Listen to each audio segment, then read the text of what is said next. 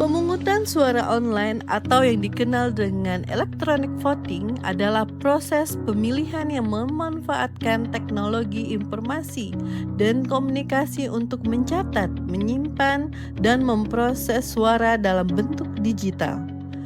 Ada dua jenis utama dalam e-voting. Yang pertama yaitu e-voting di tempat pemungutan suara atau TPS. Yang kedua e-voting jarak jauh. Pemungutan suara online pertama yang mengikat secara hukum untuk pemilihan umum tingkat nasional diselenggarakan oleh Estonia pada tahun 2005. Awalnya, pemungutan suara ini diperkenalkan untuk pemilihan kota. Estonia kemudian menjadi negara pertama yang menggunakan pemungutan suara internet dalam pemilihan umum parlemen pada tahun 2007. Kenapa transparansi digital pemungutan suara online di Estonia? Pertama, pemungutan suara online menghematkan waktu dan kertas. Kedua, tidak perlu repot-repot pergi ke tempat pemungutan suara. Pemungutan suara online dapat meningkatkan partisipasi politik dan meningkatnya jumlah pemilih online. Pada tahun 2005, Estonia pertama kali melakukan pemilihan umum daerah. Hanya partisipasi 1,9% pemilih yang memberikan suara secara online. Namun pada pemilihan parlemen 2015 menjadi 30,5%. Pada tahun 2023, pemungutan suara online mencapai rekor baru, mencakup 51% dari seluruh surat suara yang diberikan. Ini menandai pertama kalinya jumlah suara online melebihi jumlah suara yang dilakukan secara pemilihan di TPS. Secara tingkat pengamanan, sejauh ini belum ada satupun insiden yang mencurigakan terkait pemungutan suara daring di Estonia. Juga belum ada kasus peretasan yang berhasil. Karena mereka melakukan pengamanan selalu diterapkan secara audit, tidak hanya untuk sistem IT, tetapi juga untuk prosedur audit yang mencakup pemantauan sistem secara konstan, perbaikan, dan patch dari waktu ke waktu. Secara verifikasi menyeluruh, Estonia memiliki sistem kartu identitas, sistem teknologi yang canggih. Sekarang bagaimana sih cara kerja pemungutan suara yang ada di Estonia? Pertama, pemungutan suara tersedia selama periode pemungutan suara awal yang telah ditentukan, yaitu dari hari ke-10 hingga hari ke-4 sebelum hari pemilihan. Pemilih dapat memberikan suara dari gadget manapun yang terhubung di internet dari lokasi manapun di dunia.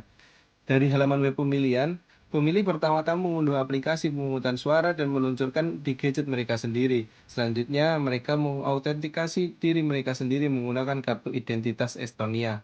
Lalu melihat daftar kandidat yang mencalonkan diri di daerah mereka, menentukan pilihan, mengenkripsi, dan mengkonfirmasi suara yang telah diberikan dengan tanda tangan digital.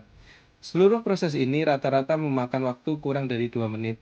Pemilih juga dapat mengubah suara elektronik mereka berkali-kali tanpa batas selama periode pemungutan suara awal, dengan setiap suara baru membatalkan suara sebelumnya selama periode pemungutan suara awal. Ketentuan ini diberlakukan untuk melindungi kerahasiaan pemungutan suara. Pemilih yang dipaksa atau diintimidasi untuk memilih dengan cara tertentu dapat menggunakan hak pilihnya kembali dan membatalkan hak pilihnya sebelumnya. Selanjutnya, kita akan melihat diagram fishbone yang menurut dari kelompok kami menjadi tantangan pemungutan suara online di Indonesia. Pada diagram fishbone ini dapat kita lihat terdapat 6 poin yang menjadi tantangan pemungutan suara online di Indonesia. Mulai dari teknologi, keamanan, regulasi dan kebijakan, sosial dan budaya, sumber daya manusia dan kapasitas, dan yang terakhir, infrastruktur dan jaringan. Pada teknologi, ada 3 faktor yang mempengaruhi tantangan pemungutan suara online di Indonesia.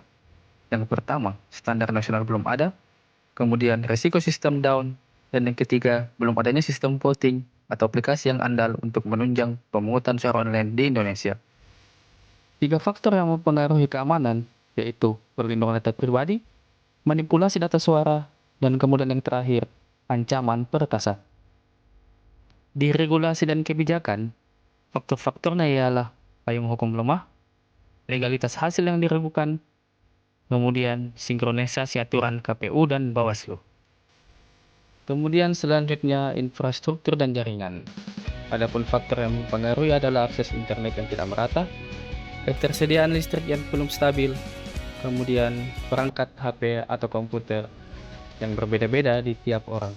Pada faktor SDM dan kapasitas, 3 faktor yang mempengaruhi adalah pemahaman yang masih terbatas, kurangnya pelatihan teknis pada penyelenggara, kemudian penolakan dari orang-orang yang merasa nyaman dengan cara manual.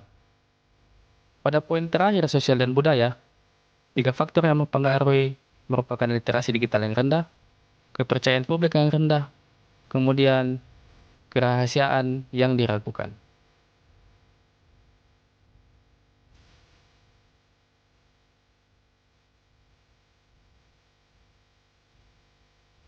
Maka dari itu, tantangan utama pemungutan suara online di Indonesia tidak hanya teknis, tetapi juga menyangkut aspek keamanan, regulasi, sumber daya manusia, infrastruktur, serta kepercayaan publik. Agar bisa diterapkan, diperlukan regulasi yang jelas dan kuat, infrastruktur internet dan listrik yang merata, sistem keamanan berlapis dengan audit independen, sosialisasi dan peningkatan literasi digital masyarakat, dan yang terakhir, sosialisasi bertahap sebelum dipraktekkan skala nasional. Adaptasi e-voting di Indonesia adalah langkah menuju demokrasi digital. Adaptasi sistem pemungutan suara elektronik atau e-voting dianggap sebagai upaya modernisasi proses demokrasi. Didorong oleh perkembangan teknologi digital dan tingginya populasi Gen Z dan milenial yang melek teknologi. Konsep e-voting menawarkan potensi besar untuk menciptakan pemilu yang lebih efisien, transparan, dan akuntabel. Secara konsep, e-voting menjanjikan berbagai keuntungan.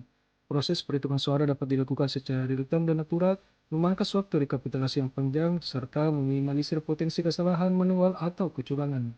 Selain itu, sistem ini dapat menghasilkan penghematan anggaran dalam jangka panjang karena mengurangi kebutuhan logistik pemilu konvensional seperti kertas suara dan distribusi. Penggunaan teknologi ini seringkali didukung oleh BRIN dan juga mitra industri dalam negeri, dianggap konstitusional juga oleh Mahkamah Konstitusi selama tidak melanggar asas pemilu berjadil. Kesimpulannya, Indonesia mengakui potensi e-voting sebagai masa depan dan demokrasi digital. Namun, keputusan untuk adaptasi penuh memerlukan kajian mendalam dan persiapan matang berbagai aspek, mulai dari regulasi, keamanan cyber, hingga persiapan infrastruktur dan masyarakat.